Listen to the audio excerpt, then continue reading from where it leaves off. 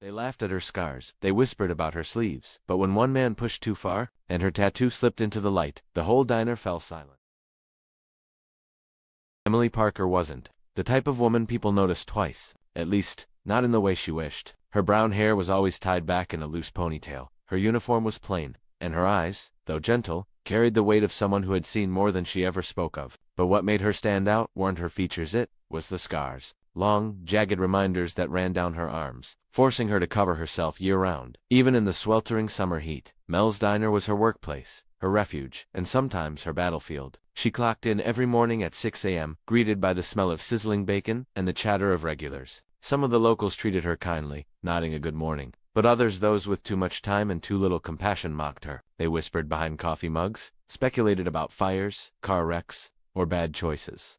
Emily heard it all. That this morning was no different. The booth by the window was full of construction workers, their neon vests piled on the seats, their laughter echoing off the chrome and tile walls. Emily balanced a tray in her hands, placing steaming plates of eggs and hash browns in front of them. "Careful there. Long sleeves," one of the men snickered. "You're gonna melt wearing those things in here." Another chimed in. "Bet she's hiding something. Maybe she's got a whole secret life under there." Their laughter stung, but Emily had trained herself to keep her expression neutral. She forced a polite smile, jotted down a refill order, and turned to leave. She had survived worse than whispers. In the corner booth, a quiet man stirred his black coffee. Daniel Brooks, a broad-shouldered figure in a plain jacket. His eyes were sharp, but his posture was weary, as though he carried his own ghosts. He'd been coming to Mel's Diner for a few weeks. Always alone, always silent. Emily noticed him, of course, but he never spoke more than to order. Today, however, his gaze lingered. The morning rush continued. Plates clattered, the jukebox played faintly in the background, and Emily moved swiftly between tables. But fate, as it often does, stepped in unexpectedly. As Emily passed the construction crew again, one of the men shifted abruptly, his elbow knocking into her tray. The plates tipped, silverware clattered, and though Emily steadied most of it, the sudden motion yanked at her sleeve. For the briefest second, her arm was bare. The scarred skin was visible, yes, but more importantly, the ink etched across it. A tattoo, faded but unmistakable. The emblem of a military unit. The diner froze.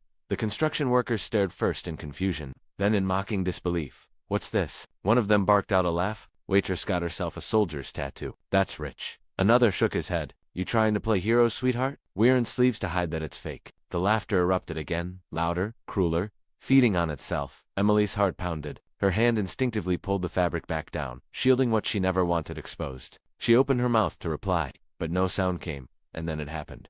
The scrape of a chair against tile cut through the noise. Daniel Brooks stood up. His coffee sat untouched on the table. His eyes were locked on Emily's arm and the tattoo he knew all too well. His face, usually unreadable, was pale, his jaw tense. The men were still laughing, oblivious. But Daniel wasn't, because that tattoo, it wasn't just any ink, it belonged to the same unit he had once bled for. The air in the diner shifted. The laughter faltered as Daniel took a slow step forward. His expression caught somewhere between disbelief and shock. Emily, shaken, tried to retreat, but his voice broke the silence. Where did you get that tattoo?" The room went still. Forks paused midair. The jukebox hummed softly, and every eye turned toward the waitress and the stranger whose world had just collided with hers. The diner was silent, as if someone had hit pause on the world. Emily Parker stood frozen, clutching her sleeve, her cheeks burning from the cruel laughter that still echoed faintly in her ears. The only sound now was the steady hum of the coffee machine behind the counter, and the faint clink of a spoon dropped into a mug. Daniel Brooks stood tall, though his body betrayed tension. His hands curled into fists, not in anger at her but at something else, something clawing its way out of his memory. His gaze was locked onto Emily's arm,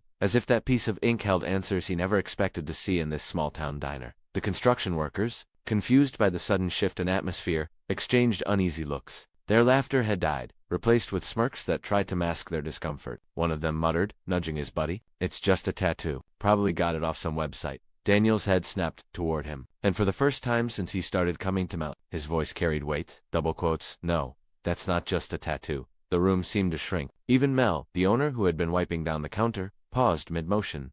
Emily wanted to disappear. Her heart raced, her palms grew clammy, and the memories she worked so hard to bury scratched at the surface. She hadn't meant for anyone to see, least of all a stranger, but Daniel wasn't a stranger, not anymore. His eyes, though hardened by his own pain, softened slightly as they returned to her. There was recognition there, and it unsettled her.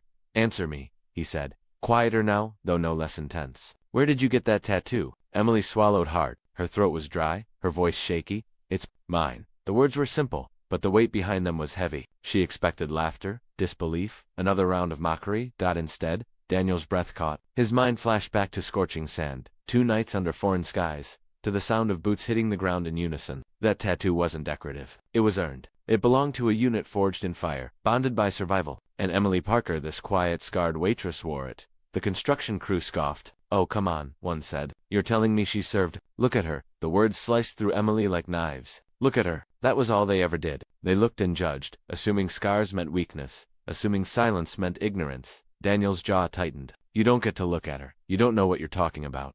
The men shifted, uncomfortable now, realizing they had underestimated the quiet customer in the corner. But Daniel wasn't defending her out of pity. No, he was defending her because he understood. Emily wanted to protest, to tell him not to bother, to beg the room to forget what they saw. But her sleeve had slipped, her secret exposed, and nothing would undo that. She took a shaky breath, her voice barely above a whisper. "I don't talk about it ever." The confession hung heavy in the air. Daniel didn't push further, but his eyes stayed on her. Filled with questions he wasn't ready to ask in front of an audience. Mel finally stepped in, his voice steady but cautious. "All right, that's enough, fellas. Eat your food or get out." The construction crew grumbled, muttering under their breath. But the tension in the room had shifted. They weren't laughing anymore. Emily returned to the counter, trying to regain her composure, but her hands trembled as she refilled a coffee pot. Daniel sat back down slowly, though his gaze never left her. For the rest of the shift, the diner felt different. Conversations resumed in hushed tones, forks scraped plates, but the usual rhythm was broken. Something had cracked open, and everyone knew it. When the last customer left and the closed sign flipped on, Emily exhaled for the first time in hours. She leaned against the counter, exhaustion washing over her.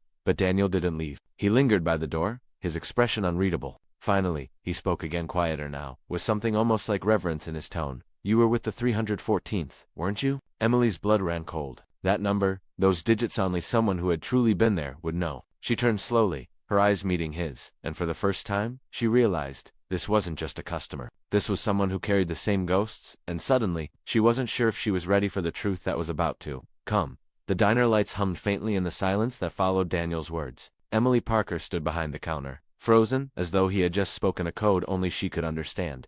"The 314th, Daniel repeated, his voice steady but his eyes unsettled. "That's not something you just wear." Emily's grip tightened on the edge of the counter. She didn't want this conversation, not here, not with him, not with anyone. But the look on his face told her that silence was no longer an option. "Yes," she whispered, "I was there." The admission seemed to suck the air from the room. For Daniel, it was like a dam breaking. His mind flooded with memories, marches through dust and heat, the deafening echo of explosions, the roll call of names he still couldn't forget. His chest tightened as he remembered his brothers and sisters in arms, and how few of them had returned. He hadn't expected to find another one here, much less a waitress hiding behind long sleeves. Emily, sensing his stare, quickly busied herself with stacking menus, as though pretending the conversation wasn't happening could erase it. But Daniel wasn't letting this moment slip away. "You served?" His voice wasn't mocking now. It was raw, almost pleading. Emily swallowed hard, her throat dry. "Yes, I did. But it's not something I advertise." Daniel leaned forward slightly, his voice dropping. "Then those scars?" She cut him off, her tone sharper than she intended. "Are mine, and I don't owe anyone an explanation." The room grew heavy with the weight of her words. Daniel didn't flinch, but he saw it the way her hands trembled slightly as she stacked the menus, the way her eyes avoided his. She wasn't ashamed of the scars themselves. She was tired. Tired of the stares, the whispers, the judgments, tired of people assuming they knew her story when they knew nothing at all. Daniel lowered his gaze. He understood that kind of exhaustion. He lived with it every day. Still, he couldn't stop the images racing through his mind. He had seen soldiers fall, comrades wounded beyond recognition, yet somehow this woman who looked so fragile to the outside world was still here. And the fact that she was here, in this tiny diner, wearing scars like silent armor, unsettled him in ways he hadn't expected. Emily finally looked up, meeting his eyes. "You want to know what happened? Everyone does, but I don't tell it, because when I do, people look at me different, and I'm done being a story for someone else's entertainment." Her voice cracked slightly, but she didn't back down. Daniel's jaw tightened, but not in anger. In respect, he nodded slowly. "Fair enough. I know what that's like." The words caught Emily off guard. For the first time since their confrontation, she studied him, not just the surface, but the shadows in his eyes, the quiet way he carried himself, and then she saw it. The same weight, the same grief, the same survival. "You too," she whispered. Daniel nodded once, confirming what she already suspected. Afghanistan. 2 tours, the 314th 2nd Division. Emily's breath hitched. They hadn't just served in the same unit. They had served in the same war, the same place, maybe even crossed paths without realizing it. Her chest tightened. Suddenly the diner felt too small, the air too heavy with ghosts. Neither of them had invited. Daniel broke the silence first. I thought I was the only one around here. So did I, Emily admitted, her voice low. The moment stretched between them, fragile but undeniable. Two soldiers, scarred in different ways, colliding in a diner far from the desert sands that had shaped them. But before either of them could say more, the kitchen door swung open. Mel stepped out, wiping his hands on a rag, his eyes darting between them. He didn't ask questions, but the tension was written plainly across his face. You two all right? He asked carefully. Emily forced a small nod, though her insides churned. Daniel stayed silent, his gaze still locked on her. Mel didn't push further, but his eyes lingered on Emily, as though he saw something he hadn't noticed before. Then he went back to the kitchen, leaving them in their uneasy truce. Emily finally broke the silence. You should go. I need to close up. Daniel hesitated, then rose from his booth. But as he walked toward the door, he paused. His voice was quiet, almost gentle. You don't have to carry it alone, you know? And then he was gone, the bell above the door jingling softly in his wake. Emily stood there, her hand unconsciously brushing the tattoo beneath her sleeve. For years, she had fought to bury her past, to hide it under fabric and silence. But tonight, for the first time, someone had seen it and recognized it, and that terrified her more than anything. The bell above the diner door gave one last jingle before falling silent. Daniel Brooks was gone, but his words clung to the air like smoke. You don't have to carry it alone. Emily Parker stood behind the counter, staring at the door long after it closed. The diner was empty now, chairs stacked, tables wiped, lights dimmed. But inside her chest, her heart still pounded. She had worked so hard to build a life where no one asked questions, where she was just a waitress, not a soldier, not a survivor, not a reminder of a war most people wanted to forget. Now that fragile wall had cracked. She grabbed a rag, mechanically wiping down the counter, her movements sharp, almost angry. Not at Daniel, not entirely, mostly at herself for slipping, for letting her sleeve fall, for allowing even a glimpse of what she kept hidden. But his face when he saw her tattoo, it wasn't mockery, it was recognition, a kind of recognition she hadn't felt in years. She shook the thought away. She couldn't afford to dwell on it as she stepped into the back to collect her bag. Mel appeared from the kitchen, drying his hands on a towel. His eyes softened as he studied her. You all right, Em? Her head snapped up. I'm fine. It was too quick, too sharp, and Mel knew it. He'd owned the diner for 30 years, seen faces come and go, and he had a knack for knowing when someone wasn't fine. I saw the way that man looked at you, he said gently. Like he knew you. Emily stiffened. He doesn't. Mel tilted his head, unconvinced. Maybe not. But he knows something. And so do I, for that matter. I've watched you hide under those sleeves for years. I never asked, because I figured if you wanted me to know, you'd tell me. But tonight, he paused, lowering his voice. Tonight, I think you should talk to someone, even if it's not me. Emily's throat tightened. She forced a smile that didn't reach her eyes. Good night, Mel. She left before he could press further. Outside, the night air was cool against her skin. She pulled her jacket tighter, walking the familiar streets toward her small apartment. The town was quiet, street lamps casting pools of yellow light on the cracked sidewalks. But Emily's mind was anything but quiet. Daniel Brooks, the way he had looked at her tattoo, the way his voice trembled when he said the unit's name. He wasn't pretending. He had been there. Part of her wanted to run, to avoid him, to let this night be an accident she could forget. But another part she hadn't felt in years, ached with the possibility of being understood. Still, fear won out. She couldn't let herself hope. Hope was dangerous. Hope led to disappointment. She reached her apartment, a small upstairs unit above the hardware store. Locking the door behind her, she leaned against it, exhaling shakily. Her home was modest second-hand furniture, muted colors, a stack of bills on the counter. But it was hers, and it was safe, or at least it had been. She peeled off her jacket and for the first time that day, rolled her sleeves up. The scars caught the dim light, angry and jagged, running like rivers across her skin. She traced the tattoo with her fingertips. The ink was faded, but the symbol was clear. She remembered the day she got it hot sun. The laughter of her unit, the sense of belonging she had never felt before or since. They were her family then, until everything changed. Her chest tightened, memories clawing at the edges of her mind. The explosion, the fire, the screams. Emily shook her head violently, forcing the images back into the box she kept sealed. She wouldn't open it. Not tonight. Not ever, if she could help it.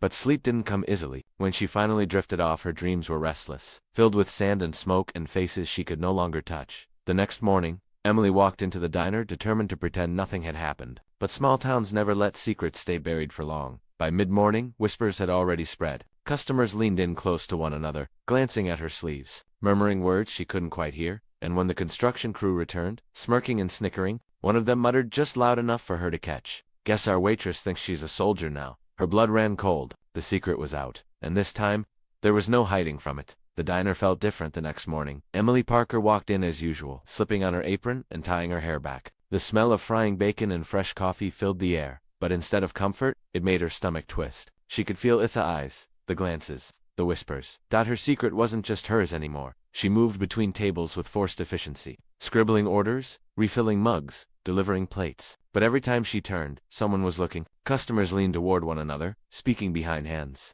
pretending they weren't staring at her sleeves. It didn't take long for the construction crew to return.